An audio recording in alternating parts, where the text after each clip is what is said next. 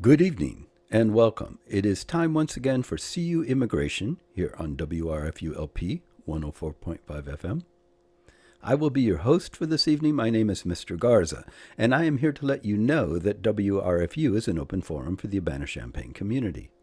Views expressed are those of the speakers and are not necessarily representative of WRFU, UCIMC, or, as we like to say on the televised version of this show, UPTV.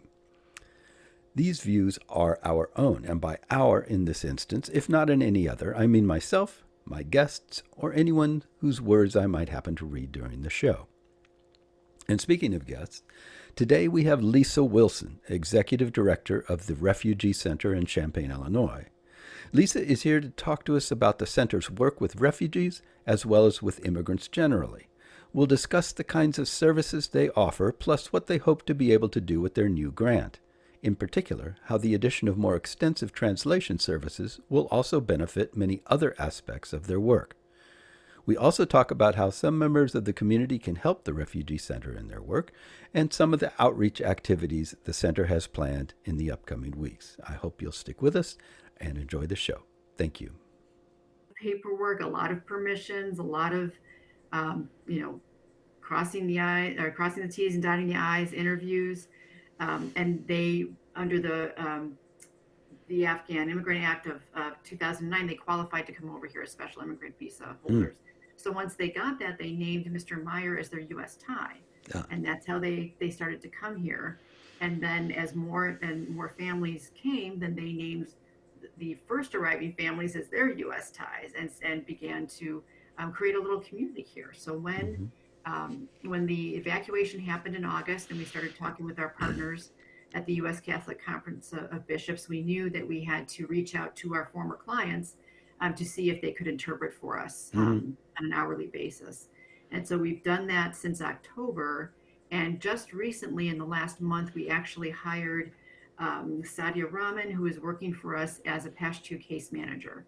So Ah. she will be able to help manage the services along with the Afghan Resettlement team to manage the services that are received by the Afghan population. Mm. So yes, when we do encounter a need for an additional language, we reach out.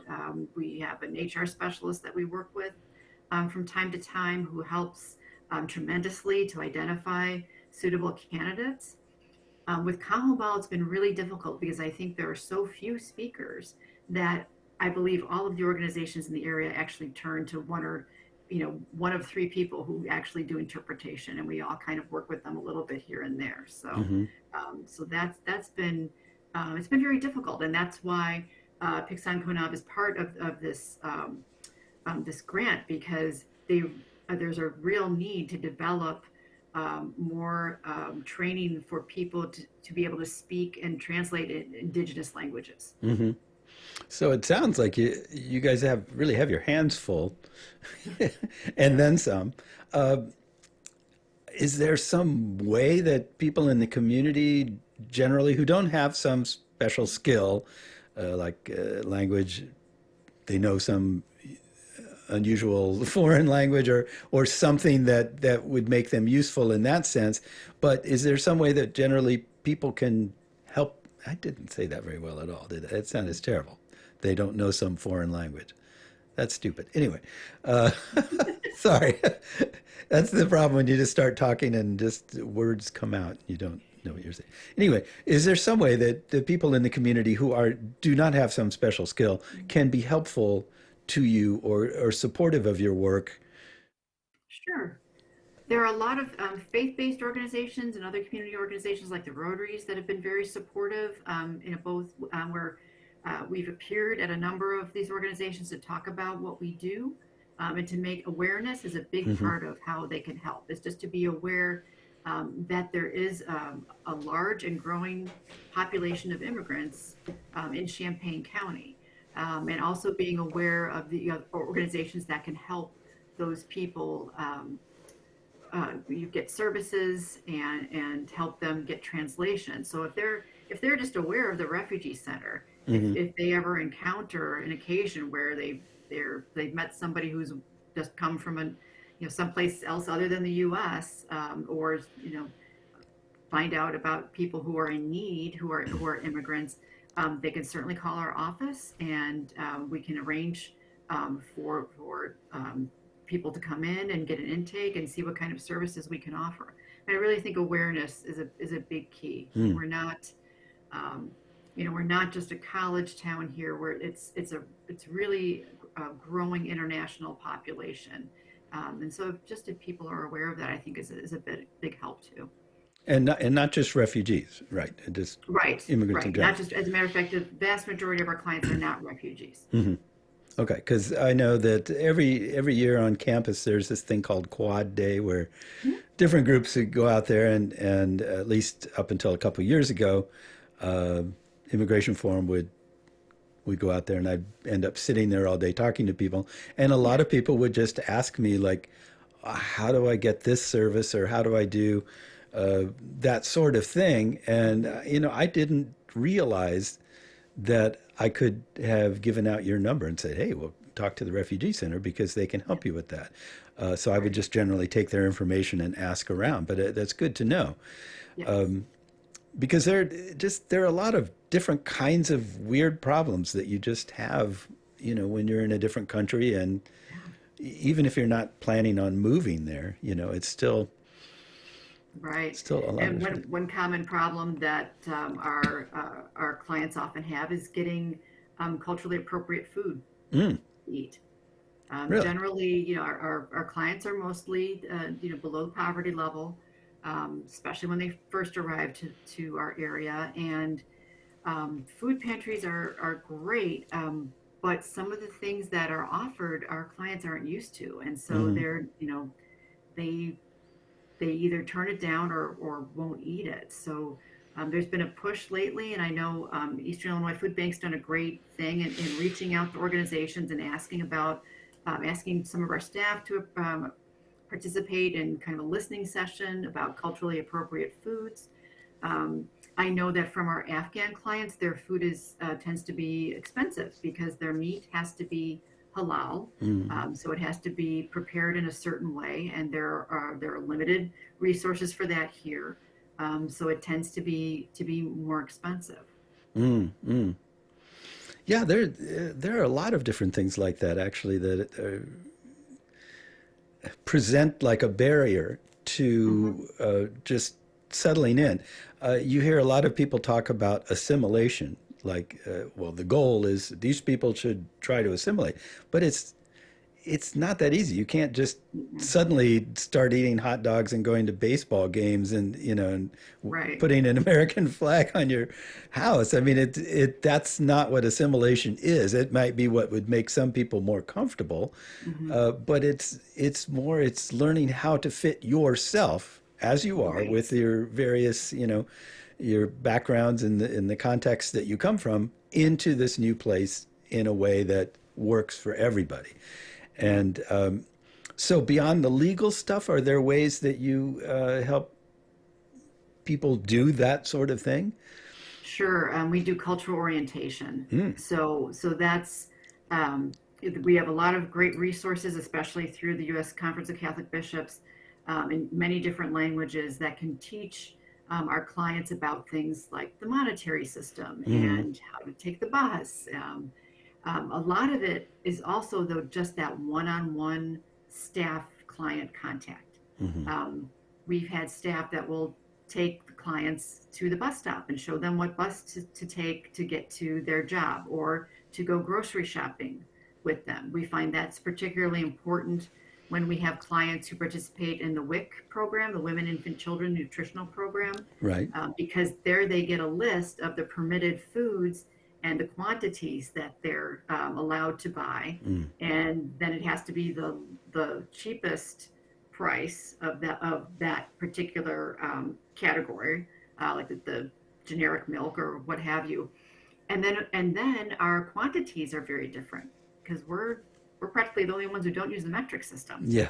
So, what's a dozen eggs? And what about, 12 ounces? They're used to grams. So there's a lot of one-on-one assistance in those, beginning months of how to even just get on a bus, go to a grocery store, shop from your family, and get back home. Hmm. It's really quite an effort, just from the very beginning. So Is housing a difficulty? housing is expensive, as it is all across the nation. Hmm. It's expensive here in Champaign-Urbana. I find that while there is apartment buildings going up left and right, they tend to mostly be student apartments, and that's not appropriate or affordable for Yeah, our clients. right. So there's definitely a lack of affordable family housing in this Mm. area. We were really fortunate. We had worked with a lot of area landlords in the year prior to the Afghan evacuation because of COVID.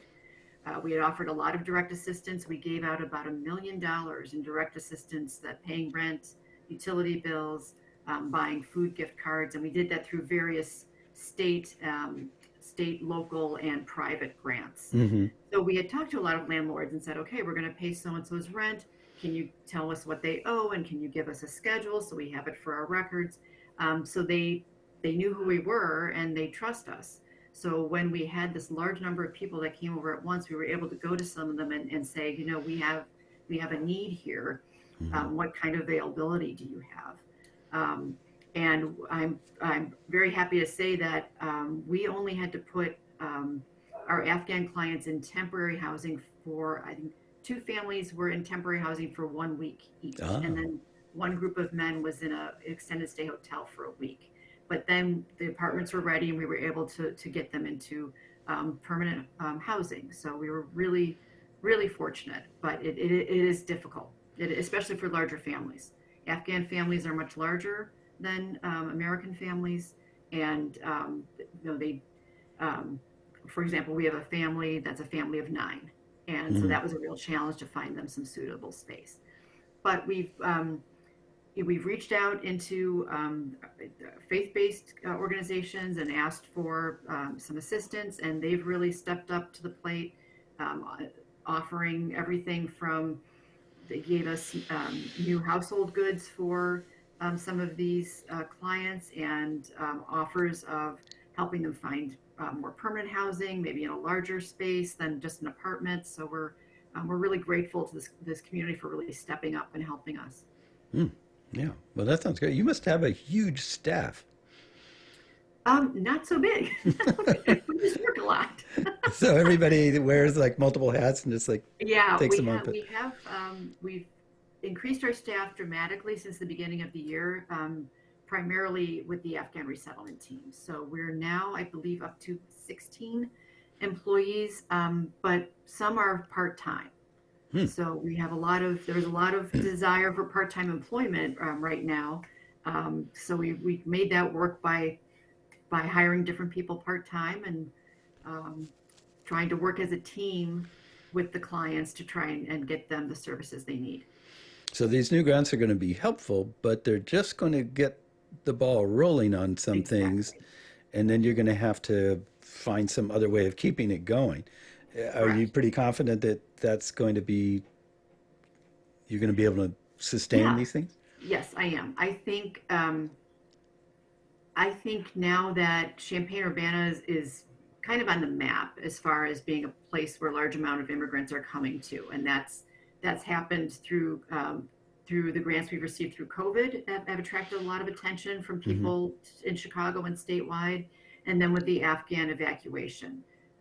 They know that this is some place that can serve these clients really well with the resources we have here, the huge number of jobs that are available here, all the industry we have here, plus the university.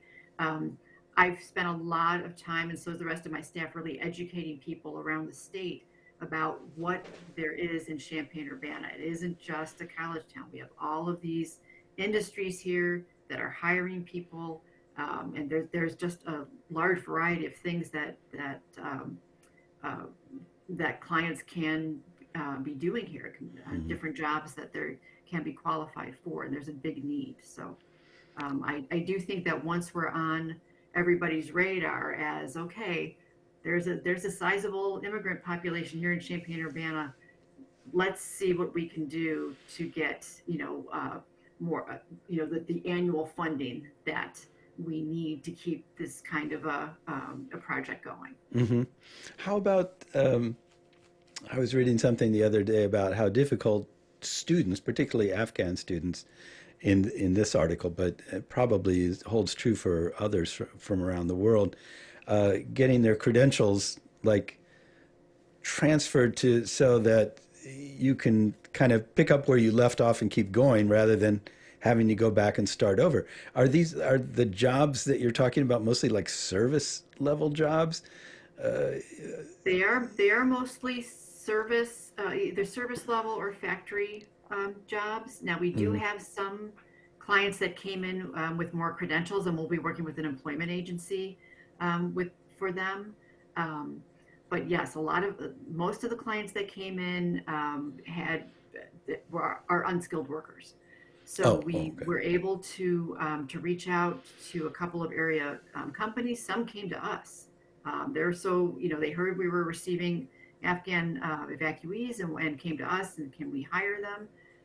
Right now, we were able to work with Flex and Gate. They've been really cooperative and they've hired a large number of our clients. Mm. And it's worked out well because of their location.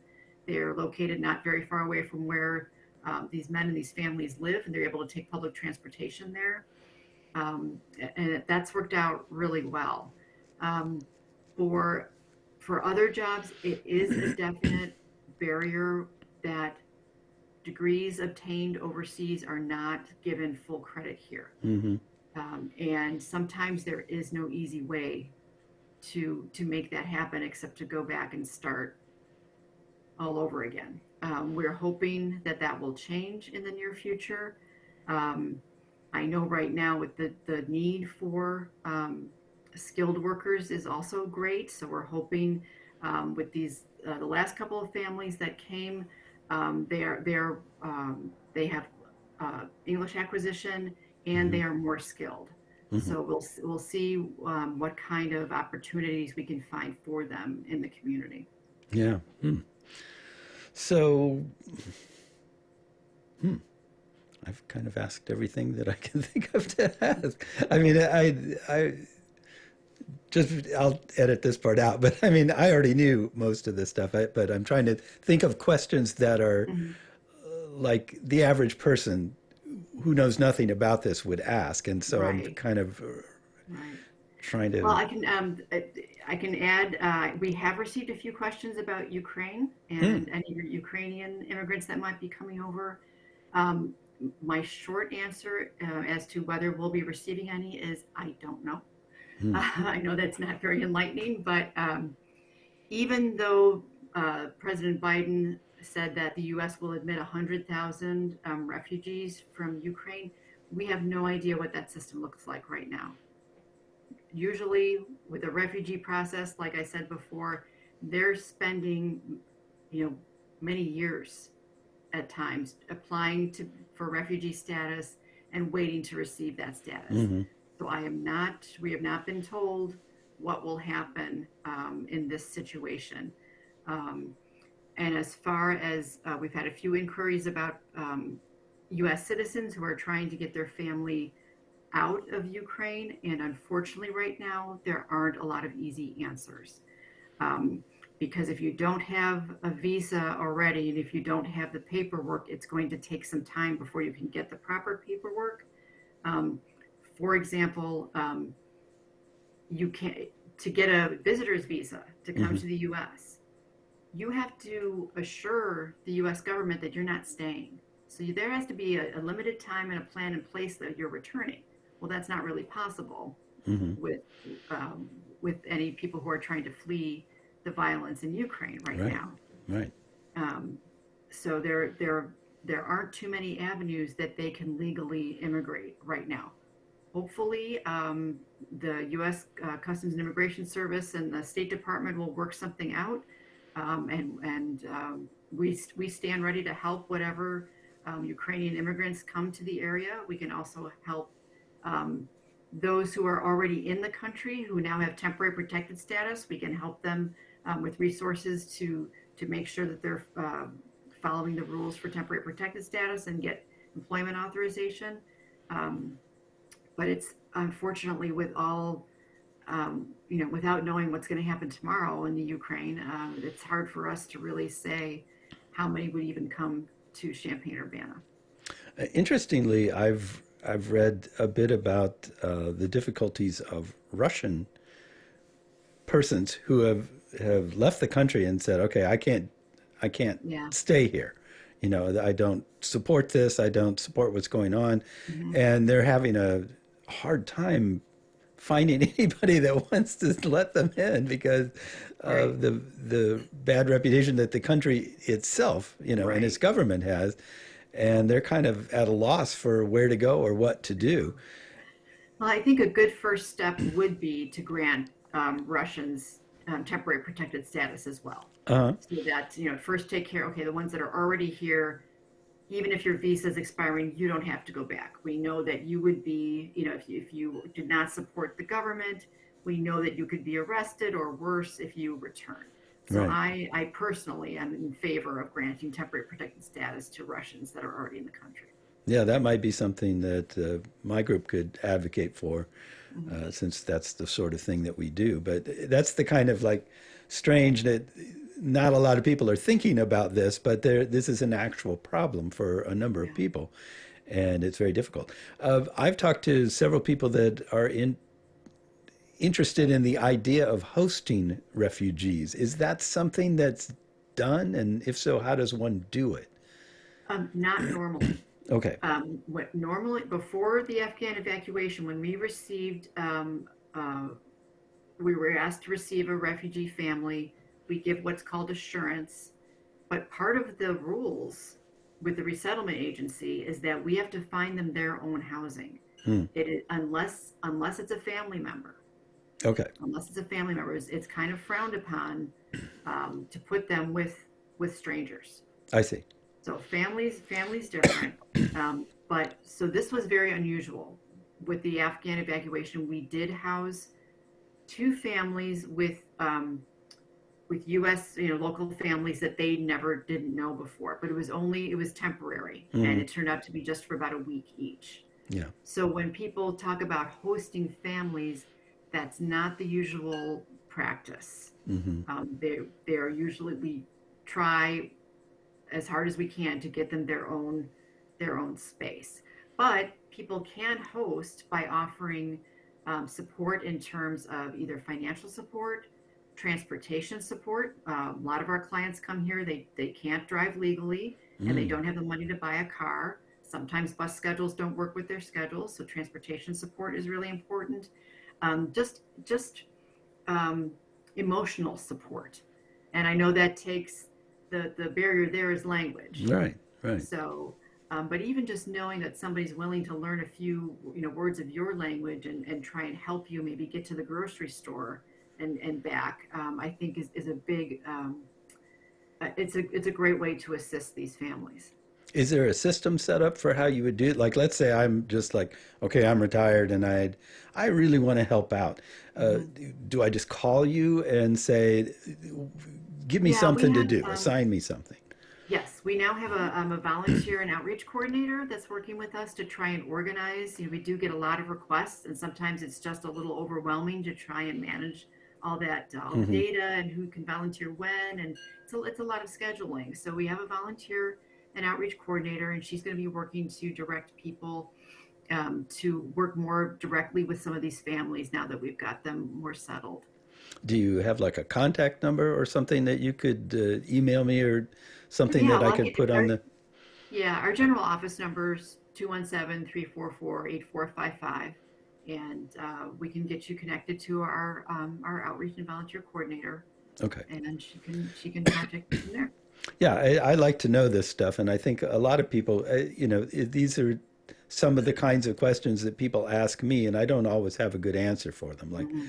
I don't, I don't know if you can do that Yeah, exactly, but it not knowing, I mean, just knowing what the rules are is really important, and right, it's helpful because I think there are a lot of people that would like to be helpful, but they don't know how. right. And it's like, do I send my money to charities? Do I, what do I do? So they end up posting a meme on their Facebook page or whatever, Yeah, and that's like the best they can come up with because they right. don't have any other idea of how to help. How to help, So it's right. good to have these avenues where you can sort of channel that energy. Hmm. Right now it's with Ukraine, and not that long ago it was with Afghans, Hmm. and it'll be somebody else next week, you know. Right. But uh, Well, it's important to remember too, and I'm trying to emphasize this with people that, yeah, we had the mass evacuation and most of them are already here, but the support that they need, it really is about a 2-year resettlement process from, past clients that we've spoken to. It takes about 2 years to really get over that, that feeling and mhm. feeling more acclimated to the area and feeling a little more secure.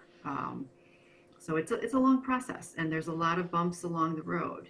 As for example, as they gain employment and earn more money, well, then some of their the SNAP benefits will decrease. Yeah. So there's a lot of adjusting and expectations that have to be tempered in terms of what's possible within that first 2 years of arriving here. So it's the old don't give a puppy for Christmas unless you're going to follow through and raise it because Right, there's a lot more to it than just that initial, oh, this is great. I helped out right. once, you know. You can do that. Hmm. Well, speaking of which, are there one-time opportunities that someone can help? Is it Yes, just give some money, or is there something that's like, I'm motivated right now, but I'm very busy and I can't do this. right. Yeah, I mean, obviously there's financial support. Actually, this Saturday, we're going to be joining with some of the other immigrant-centered organizations, and there's going to be a family event at our offices. We're in the lower level of the Champaign-Urbana Public Health District, and Hmm. they're offering a family event that there's going to be food and raffle prizes, lots of information for immigrants about the different services offered by the different organizations, and there's also going to be a COVID vaccine clinic Ah. and some fun stuff for families and Hmm. some games. And they're going to they partnered with the University of Illinois College of Media. They're coming over and going to be taking some family pictures, which is something that's an expense that when you're watching every penny is something a family might not be able to do. So they're going to be taking some family pictures, That's great. and we hope that it's going to be a good, fun, informational event, and hopefully get some more shots in the arms. And it'll be a great event. No, that sounds wonderful. I don't want to take up too much more of your time, but is there anything that we didn't talk about that you wanted to sneak in there? No, I think that's about it. I think I've Okay. covered a lot. I'm through talking to you, buddy. Yeah, I've had enough. yeah, I'll put up with you as long as I yeah. could. Yeah. No, I really appreciate you coming on and sharing this information. And I know I learned some things, and I hope that the listeners or watchers or whoever will learn something as well. So I will share, you gave me your number in here, and I will share that information and whatever else I can find on your website on our stuff. And I thank you Okay, very much for your time. And great. Thank you so much. It was my pleasure. it was great. Thank you so much. Okay, bye Bye bye. bye.